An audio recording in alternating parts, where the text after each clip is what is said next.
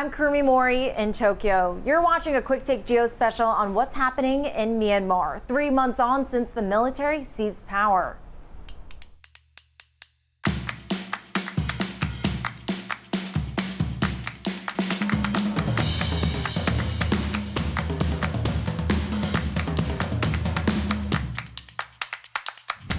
And just going out isn't totally safe anymore. You are in constant worry if the police or army might suddenly arrest you. The reality of life after a coup. We hear from Yangon residents on the struggle to survive. Still showing defiance, how the protesters have refused to quit despite the military crackdown. Seeking refuge over the border in Thailand, one woman's journey to escape the threat of arrest. The might of the military. We'll look at how the generals have achieved such political and economic dominance. And the emotional plea for international help from the Miss Grand Myanmar beauty queen herself.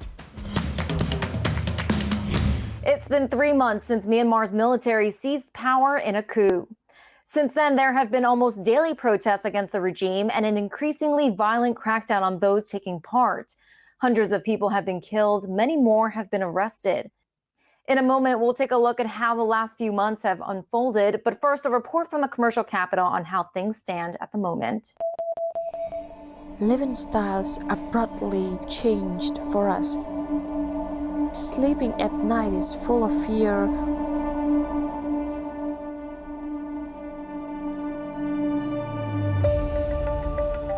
This is the new reality in Yangon. Shops are shut. Banks are closed. Hospitals have no staff. No trains are running. For the people of this city, life has changed dramatically in the 3 months since the coup. Our future's expectations suddenly disappear. I cannot afford for many accessories like Wi-Fi, food, and other expenditures. And just going out isn't totally safe anymore. You are in constant worry if the police or army might suddenly arrest you. The military says it wants a true and disciplined democracy after claiming widespread fraud in last year's general election. It's promised to hold free and fair elections, but the state of emergencies come at an extreme cost. ဒီလိုမျိုးဆက်သွားနိုင်မယ်ဆိုတော့ညီမတို့ရဲ့အနာဂတ်ကတော့ညှော်မှန်းလို့လည်းမရတော့ဘူးเนาะမတွေးဝန်းစရာကြီးဖြစ်လာနိုင်တယ်ပေါ့เนาะဒီကပို့ပြီးညီမတို့ကပို့ပြီးအစိုးရရင်အားဆုံးအကြောက်ဆုံးဖြစ်တာပဲညီမတို့ဆီးရီးယားနိုင်ငံလိုမျိုးလေးပြည်တွင်းစစ်မျိုးကြီးဖြစ်သွားမှာတော့အကြောက်ဆုံးပါပဲဘာလို့ဆိုညီမတို့ရဲ့နောက်မျိုးဆက်တွေအတွက်ကလည်းဒါကြီးကလုံးဝအမှောင်ပိတ်လိုက်တဲ့ပုံစံမျိုးကြီးဖြစ်သွားမယ်လို့ညီမထင်ပါတယ် Weeks of protests and strikes and a brutal crackdown by the junta have sent the economy into freefall, forcing businesses to shut and foreign investment to dry up. အခုထပ်ပို့ပြီးတော့ပေါ့နော်စီးပွားရေးတွေကပုံမို့ပြီးတော့ကြက်တဲလာလိုက်မယ်ဟိုပြောရင်ငါတို့ဒီနိုင်ငံမှာဆိုရင်အလုံးလက်မဲ့တွေပုံများလာပြီးအလောက်ကအခွင့်အလမ်းတွေလည်းအရန်ရှာလာလိုက်မယ်နိုင်ငံတကာယင်းနှိမ့်နှံမှုတွေက ATM တန်းစီဖို့အတွက်လည်းလူတွေကအများကြီးတန်းစီရတယ်ဘဏ်တိုင်းမှာဆိုလဲဟိုကိုယ့်ပတ်စံကိုထုတ်ဖို့တောင်မှပေါ့နော်မနက်အစောကြီးတွေထားပြီးတုံငင်းနေသွားယူပြီးတော့အဲ့လိုမျိုး Among the many industries to suffer, news agencies and the media. As soon as the military coup was done, we lost our chances to follow any news. Many news agencies were shut down. Newsmen, video journalists, reporters were interrogated and arrested. With the internet shut down each night, Myanmar citizens are finding new ways to communicate, downloading tools to bypass censorship restrictions, and turning to alternative media sources to keep getting the message out. There's only two ways for us, which includes flee to the states and divisions where they cannot reach us, or stay back to write the junta's appreciated news. For now, though, there's no end in sight, just a long, hard path ahead. It was the early hours of the morning of Monday, February 1st, when the military moved. Here's a look back at what's happened over the last 3 months. In a series of dawn raids, the military seized power. De facto leader Aung San Suu Kyi was arrested along with other top members of her NLD party.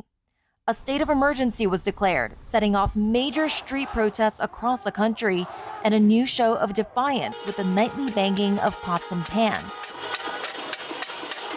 A nighttime curfew was brought in, and the internet shutdowns began. We followed one protester 2 weeks into the coup.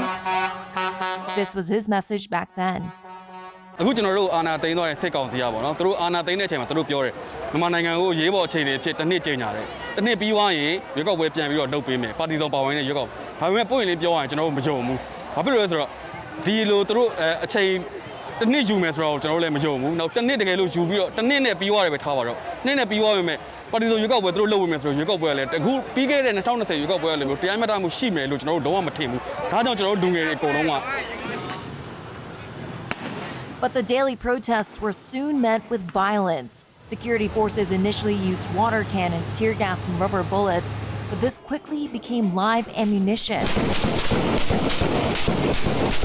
Martial law was declared in parts of Yangon and Mandalay, but the protesters refused to back down.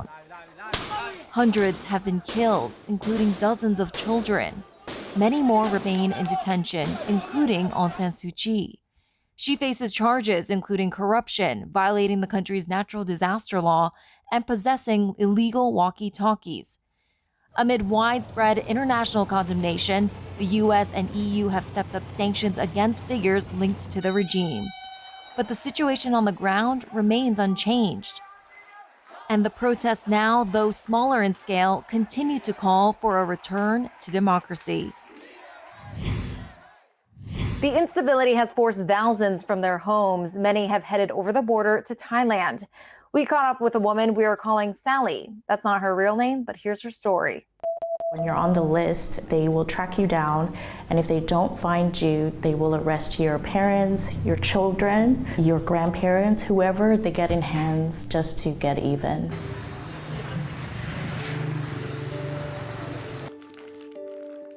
Sally, which is not her real name, was born and raised in Myanmar. She studied abroad, returning home in 2019 to start a business in food and sustainability. Sally has left all of that behind. So the reason I left Burma was because it all started with the coup that took place in the 1st of February. Our business were closed down. Some of the high-profile friends started getting arrested. Slowly, they started raiding the houses. They shut down all the banks. The Civil Disobedience Movement, or CDM, was launched by pro-democracy activists and civil workers, including medical professionals. It's since attracted all sorts of professions. Refusing to work under military rule, CDM supporters went on strike. As long as the civil servants or like government workers remain at home, it's a form of a protest. Police started arresting the CDM workers as well. Things got really intense when they started shooting. Sally feared she would be next. My friends and I started doing food donations, but that got really dangerous as there are informers everywhere in every neighborhood. They started getting arrested. My friends, most of them have fled the country or they are in jail right now. 2 of my friends got shot. The military has accused the CDM of spreading dissent and instigating violence. In the post-coup turmoil, opponents formed the National Unity Government. The NUG includes ousted parliament members, anti-coup protest leaders, and ethnic groups. People think that our political situation will lead to civil unrest or a civil war. You have to understand that for the past 60 years, civil war has been going on. And it's only because the Burmese military has been issuing propaganda and then dividing the ethnic minorities. They're torturing the ethnic minorities and displacing their homes and then arresting them. Those have been going on for a long time, but it hasn't been seen on international media or been affected to all 60 million people. But now that it's happening to everyone in Burma, we are experiencing what ethnic minorities has experienced before, the Rohingya genocide as well. Myanmar's military has denied this, saying it was responding to extremist attacks. It recently released more than 23,000 prisoners, but it wasn't clear if they included activists detained after the coup. Sally says she will continue to fight. What I hope to see is the national unity government gets legitimized, the political prisoners get released, and please stop shooting. We are not violent. A 5-point plan put forward by leaders from the Association of Southeast Asian Nations, including General Min Aung Hlaing, had aimed to help end the violence.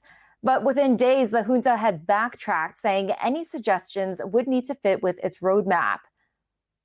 For more on what's being done on the diplomatic front, we're joined by Mo Thuzar from the ASEANs Yusof Ishak Institute in Singapore, who is an expert on ASEAN relations and Myanmar foreign policy.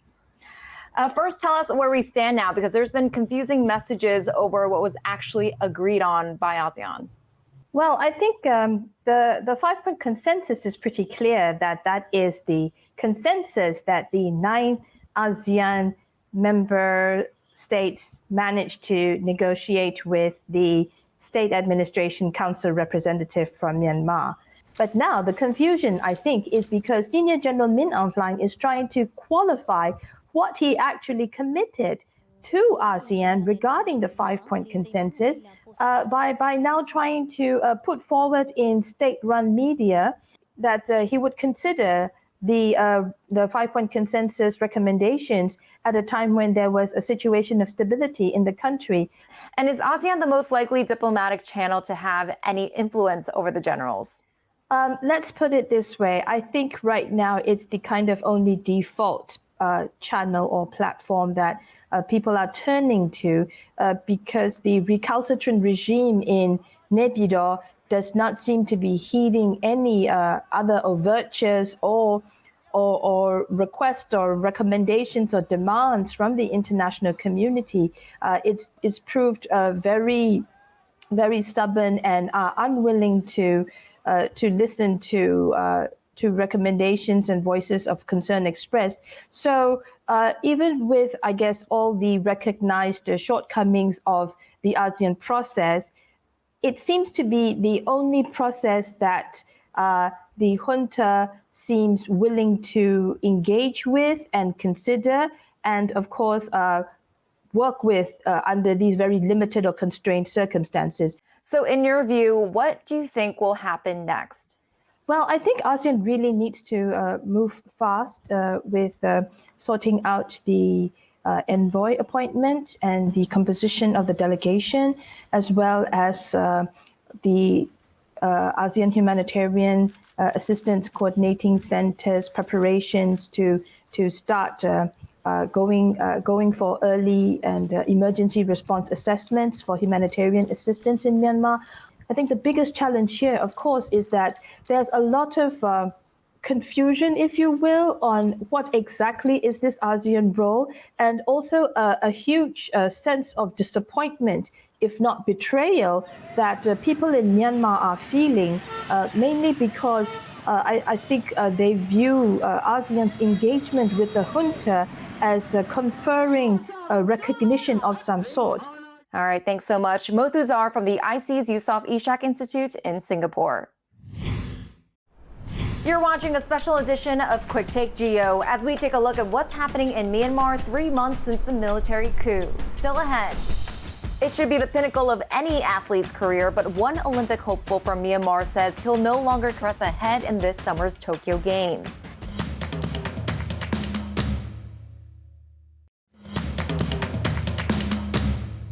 Myanmar's military leaders have long controlled a vast economic empire that includes 120 businesses in some of the most important industries. From beer to mining to real estate to telecommunications, the businesses bring in billions of dollars in revenue.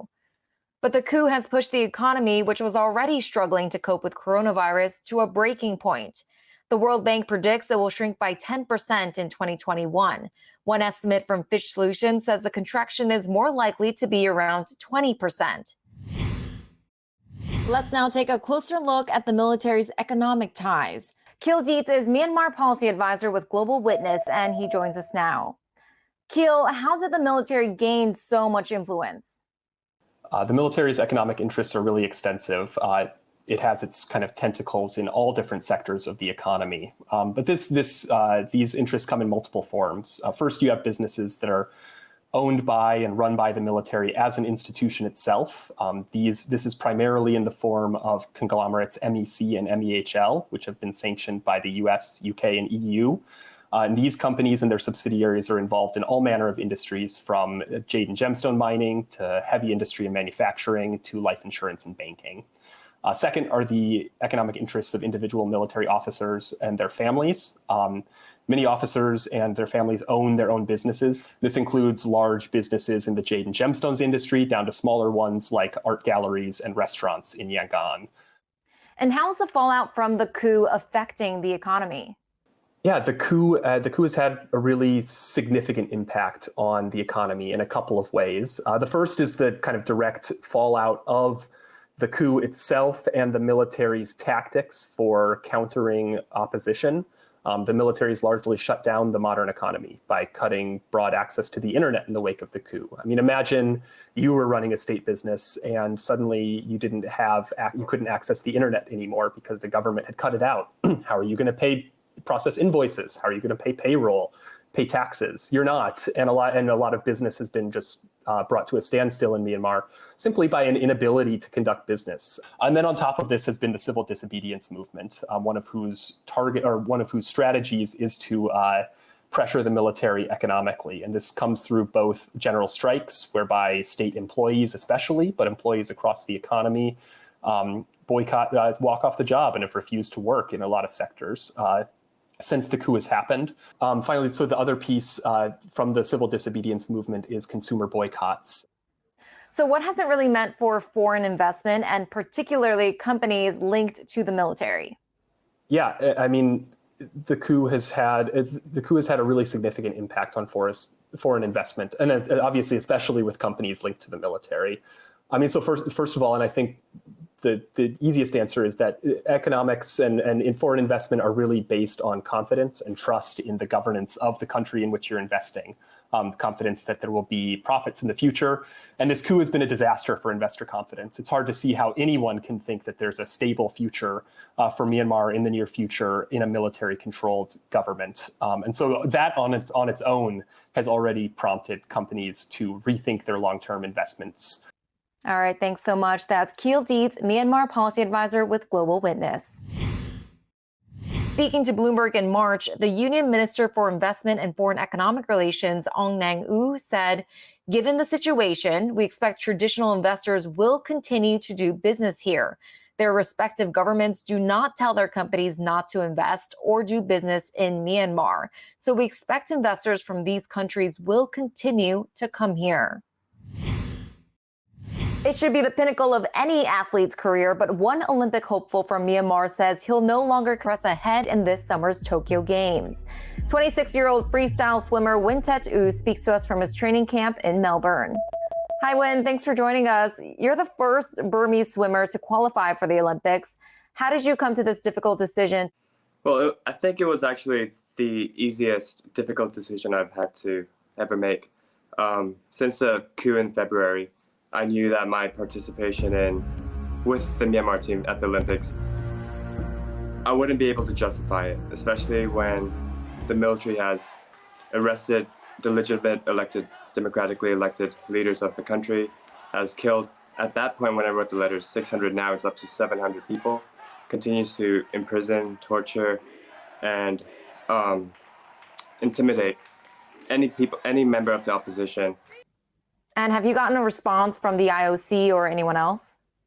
As I alluded to in the letter that I sent out to everyone, I initially tried to inform the IOC I tried to tell them the situation of what was happening in Myanmar and the Myanmar Olympic Committee's complicity in taking part in the regime of Senior General Min Aung Hlaing.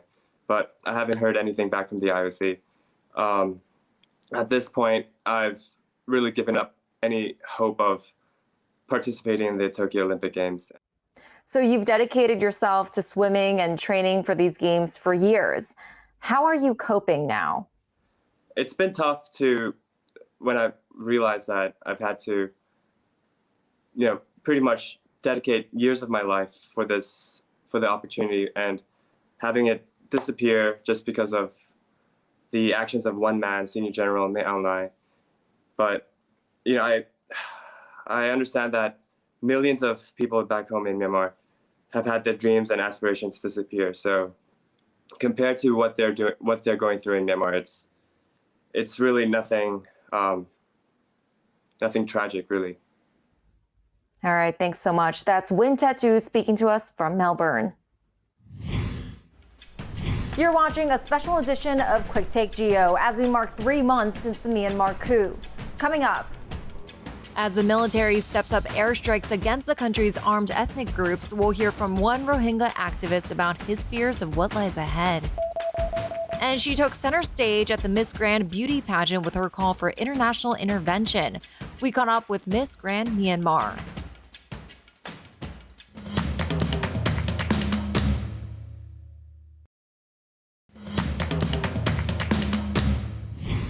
Away from the major cities, the military has also been stepping up attacks on the country's ethnic regions. The army has been carrying out airstrikes against armed groups in the north representing the Kachin and in the east, the Karen. One group that has suffered more than most is the Rohingya. For more, I'm joined now by Tun Kin, president of the Burmese Rohingya Organization UK. Tun, first, what is the current situation of the Rohingya? We want a democratic Myanmar where everyone's rights are respected. The bloody crackdown on protesters have to end. Many Rohingyas are worried that the military will exploit the situation and renew violence in Rakhine State to try to appeal to nationalism of people by renewing conflicts against ethnic minorities. Must also remember that the long-standing issues in Rakhine State have not changed. Rohingya still live in open prison. We are denied citizenship and cannot access healthcare, education, or live a life of dignity. There is even less chance of these issues being addressed now. And what do you think of the shadow national unity government? No question that NUG is the legitimate government of Myanmar. This is a historic body that brings together the NLD, protest leaders, ethnic minorities, and the international community should engage national unity government as a true representative of the Myanmar people. However, we would like to see that NUG, national unity government, must ensure Rohingya have a seat at the table on decisions affecting our future. We would like to see clear policy publicly from national unity government that actually include the Rohingya in the current political process, including National Unity Consultative Council, ensure individual and collective rights of the Rohingya in the future federal constitution. Very important that also accepting findings and recommendations of the United Nations Independent International Fact-Finding Mission on Myanmar. This include as acknowledge that genocide and crimes against humanity has been committed against Rohingya as stated by UN Fact-Finding Mission.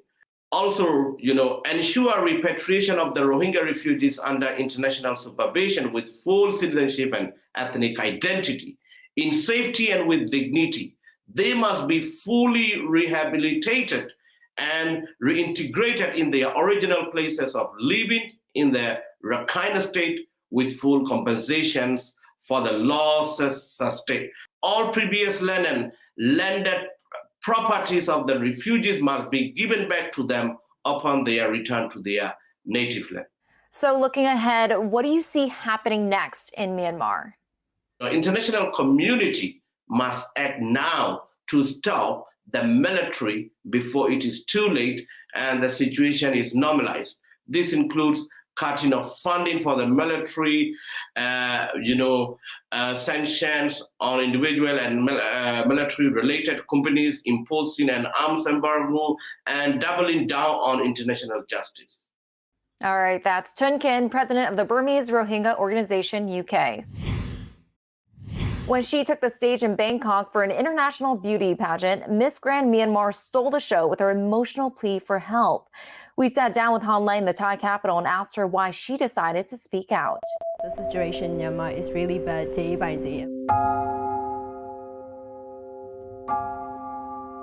Han Lei, a beauty pageant contestant from Myanmar, made international headlines when she spoke out against the country's military at the Miss Grand International event in Thailand.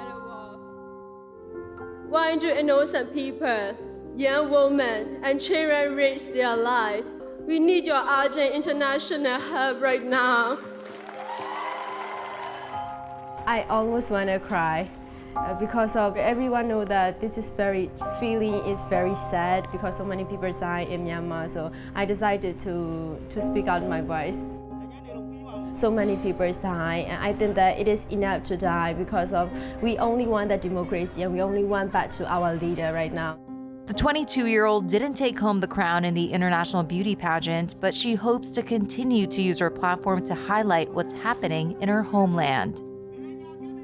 I actually hope that the situation in Myanmar very end soon because of so many people dying in Myanmar, and we all want justice, humanity, because we lost our freedom. Our freedom are right now from the fear.